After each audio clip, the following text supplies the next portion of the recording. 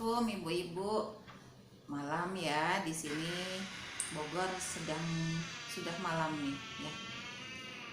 Hari ini saya mau bercerita tentang enzim pencernaan ya. Jadi kita tahu bahwa anak-anak kita itu bermasalah sekali dengan pencernaannya. Bolak-balik ya Bu ya bicara tentang pencernaan. Karena memang Masya Allah ternyata memang tubuh kita itu begitu kompleksnya ya. Hanya masalah pencernaan aja kita bahas berulang-ulang tidak selesai-selesai ya. Karena memang itulah kita hidup banyak untuk energinya kan dari makanan ya. Jadi faktor makanan itu, faktor pencernaan kita begitu besar pengaruhnya terhadap tubuh kita ya. Seperti kita ketahui bahwa mungkin waktu SMP atau SMA ibu-ibu udah tahu ya pelajaran biologi ya yang membahas tentang enzim ya. Jadi makanan yang masuk ke dalam tubuh kita itu sebetulnya mulai dari mulut sampai ke usus ya, itu sebetulnya sama Allah sudah diciptakan ada yang namanya enzim ya yang membantu mencerna makanan itu supaya nantinya terserap oleh tubuh kita ya. Jadi yang dari bentuk besar kemudian dirubah menjadi partikel yang lebih kecil gitu ya. Nah, enzimnya apa aja nih yang membantu pencernaan kita ya. Kita mulai dari mulut ya. Dari mulut itu ada namanya enzim maltase ya. Nah, dia tuh sebetulnya sudah ada di kelenjar ludah kita ya. Gunanya maltase ini memecah karbohidrat. Jadi kalau kita makan nasi, kita makan tepung-tepungan, umbi-umbian ya, buah yang ada karbohidratnya. Nah, itu mulai dari mulut itu sama si enzim ini sudah dibantu ya, udah dibantu. Tentunya itu secara chemicalnya dengan enzimnya ya, enzim ini ya. Jadi secara chemical, secara mekanisnya sudah dibantu oleh gigi ya, gigi kita di mengunyahnya itu dengan otot-otot rahang kita yang membantu ya. Nah, sehingga nantinya di mulut saja mestinya makanan itu sudah tergiling ya, udah terpecah menjadi partikel yang lebih kecil. Makanya dalam hadis pun kita disuruh sebetulnya untuk mengunyah 30 kali lebih ya. Gunanya apa? Yaitu supaya memecah mulai dari mulut sudah terpecah ya. Kemudian si maltase ini dia itu membantu juga ya, karena rupanya apa? Kenapa enzim maltase ini sudah disiapkan di mulut kita ya. Sementara enzim-enzim yang lain di dalam pencernaan kita ya sudah di pankreas dan di lambung, di usus ya. Karena memang kita rupanya memang lebih suka makan-makan yang mengandung karbohidrat, dan makanan-makanan kita memang terutama memang banyak mengandung karbohidrat ya. Makanya memang sudah disiapkan seperti itu, begitu ya. Kemudian nantinya begitu turun ke lambung, dia akan dibantu oleh asam lambung ya, oleh asam lambung, kemudian oleh otot-otot lambung juga secara chemical mekanisnya ya. Dia itu dibantu oleh di dalam lambung tuh ada namanya jonjot gitu ya, yang istilahnya ikut memecah lagi, melunakkan, menggiling makanan kita ya. Nah, di dalam lambung itu sudah dibantu juga oleh asam lambung itu. Kemudian maltase juga masih ada di sana di lambung. Kemudian nantinya akan masuk ke usus ya. Di dalam usus itu nanti pencernaan kita ada lagi namanya enzim protease ya, yang untuk memecah protein. Kemudian enzim lipase ya, yang untuk memecah lemak. Nah, tentunya nanti juga dibantu oleh pankreas. Pankreas kita, di pankreas juga dibentuk itu enzim-enzim protease, lipase ya, sehingga nantinya begitu makanan ini normal nih mestinya masuk, terpecah nantinya masuk ke dalam pembuluh darah kita itu. Untuk karbohidrat itu sudah dalam bentuk glukosa ya, kemudian untuk protein udah dalam bentuk asam amino, untuk lemak udah membentuk menjadi asam lemak atau gliserol ya, sehingga itulah yang nantinya akan diserap di usus halus kita dan masuk ke dalam pembuluh darah ya, yang untuk energi nantinya akan dipecah menjadi energi ya, yang akan disuplai ke seluruh bagian tubuh kita termasuk ke otak nantinya gitu. Nah, sekarang permasalahannya pada anak-anak kita ini, kenapa akhirnya bermasalah di pencernaannya, sementara mungkin sebetulnya di dalam pencernaan sudah diciptakan kok sebetulnya ya enzim pencernaan itu, tapi kenapa masih harus dibantu ya, dibantu dengan suplemen enzim gitu ya. Yang pertama memang yang menjadi masalah pada anak-anak kita karena mereka itu sensorinya masih bermasalah, motoriknya juga bermasalah ya, sehingga apa, mekanisme mereka makan di dalam mulut saja ya, di awal saja mereka biasanya mengunyahnya itu sudah terlalu terburu-buru ya, jadi tidak lambat mengunyahnya, tidak lama ya. Satu di situ. Ada lagi permasalahannya karena memang giginya rusak ya, sehingga mereka kadang tidak mau mengunyah, malas mengunyah. Ada juga permasalahannya adalah blocking di ininya ya, jadi di otot-otot rahangnya seperti itu permasalahannya, sehingga apa ya, sudah akhirnya enzim yang mestinya dengan kita semakin lama mengunyah enzim itu di dalam tubuh disiapkan oleh tubuh kita, nah itu akhirnya tidak tersiap dengan sempurna, tidak siap dengan sempurna. Makanya akhirnya apa, solusinya paling mudahnya sih ya memang adalah kita memberikan suplemen berupa enzim tambahan seperti itu ya, untuk membantu mencernanya. Tapi apakah memang harus selalu seperti itu ya? Banyak hal sebetulnya yang bisa kita kaji ulang ya Bu ya, dikaji ulang lagi. Satu, makanan yang diberikan kalau memang anak kita nggak bisa memecah, mengunyah dengan baik, kalau permasalahannya karena masalah sensori dan motoriknya ya, itu kan berkaitan erat juga dengan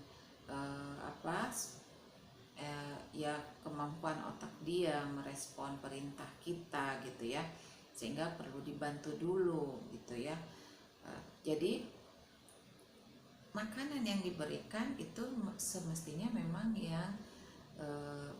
yang ini ya, yang kita pilihkan yang dia itu mudah dicerna dulu seperti itu, disajikannya dalam bentuk yang lebih kecil-kecil ya.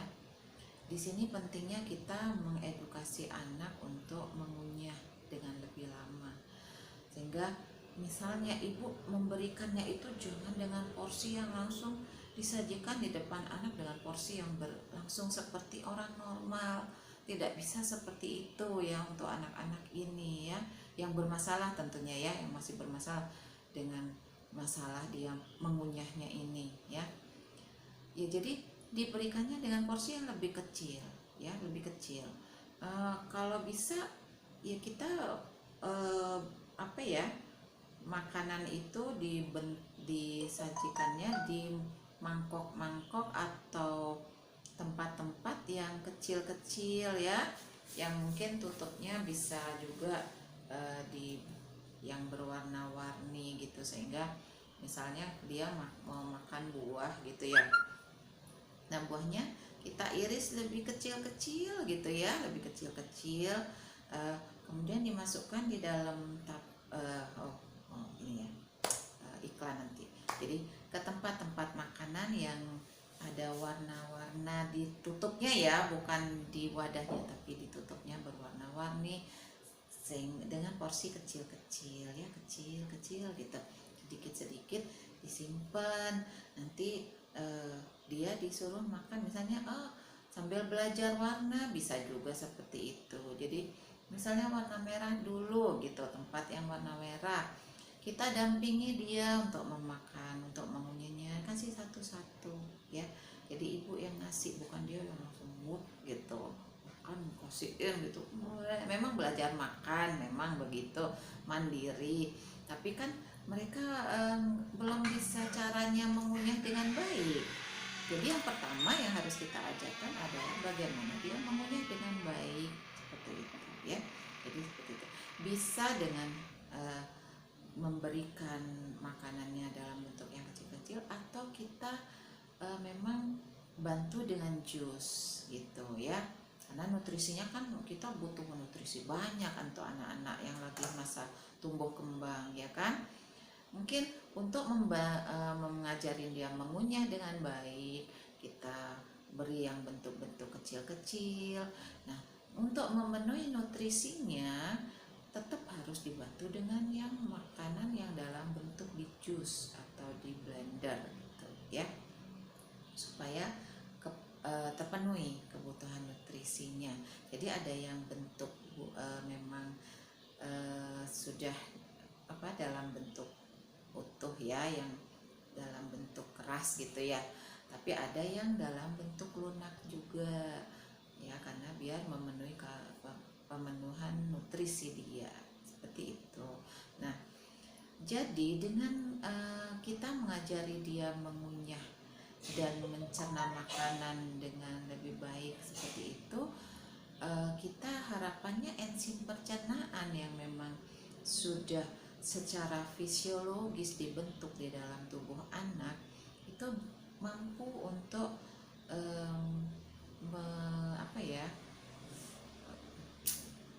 mengatur makanan-makanan yang masuk ini, sehingga terpenuhi, tercukupi oleh enzim-enzim tubuh.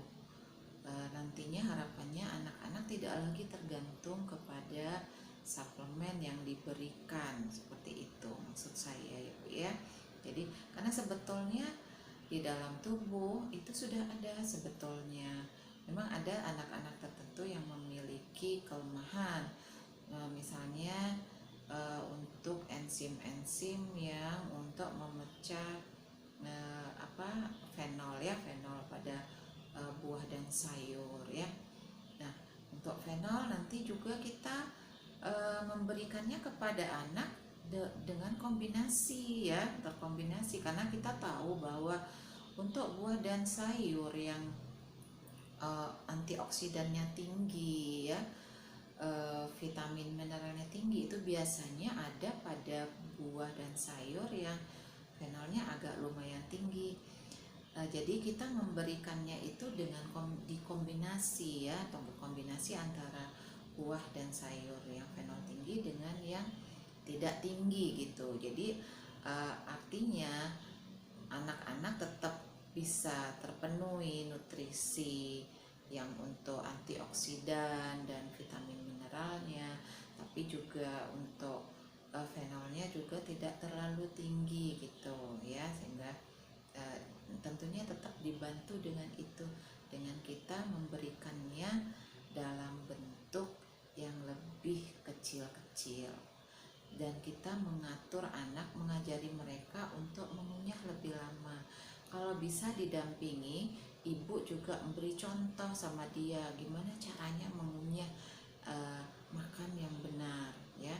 Jadi kan anak-anak sudah Bkom ya. Kalau yang udah Bkom biasanya pemahamannya bisa lebih bagus gitu ya. Jadi kita mulai mengajarkan mereka untuk makan secara benar gitu.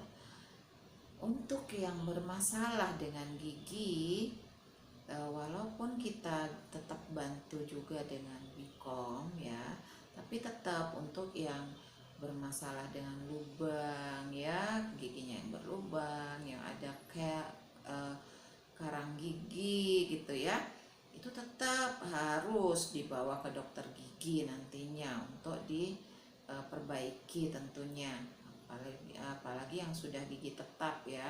Kalau yang gigi bungsu bisa kita bantu dengan program teeth supaya teethnya bisa lebih cepat tanggal gitu ya. Nah,